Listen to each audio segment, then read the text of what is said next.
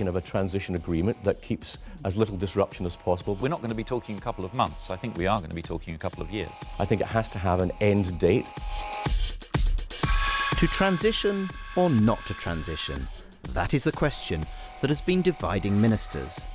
Whether Britain should sever its formal links with the EU at the point of departure, or whether the UK should move at a slower pace, has lain at the heart of recent cabinet squabbling. In the so-called soft Brexit corner stands Philip Hammond, who has called for a transitional period of a couple of years after the UK leaves the EU.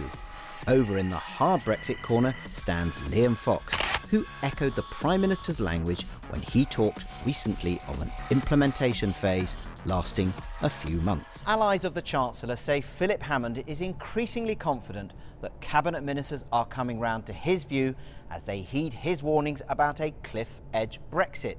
There is talk about how pragmatic leavers will accept what is described as Norway Plus, associate status with the single market, a looser relationship with the customs union to allow the UK to negotiate free trade deals around the world, and a special court to end the definitive jurisdiction of the European Court of Justice over the UK.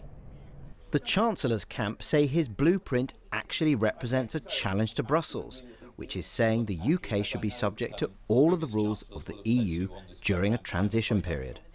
A Remain supporter even talks of maintaining the status quo for a limited period. Even though we have left the EU at that period, for the time scale that it would take to negotiate a new trade agreement, so maybe a couple of years, we would still keep the same status quo to give businesses certainty and to give them time to adjust to the new economic arrangements. Liam Fox slightly changed tack this week when he said he wouldn't be troubled by an implementation phase lasting 2 years. But one leading Brexit supporter is wary of talk about a transition period.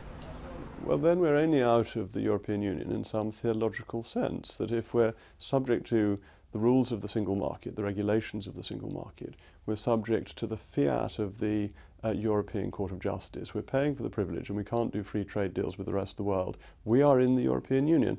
In that old and tired phrase, if it looks like a duck and it walks like a duck and it quacks like a duck, it is a duck.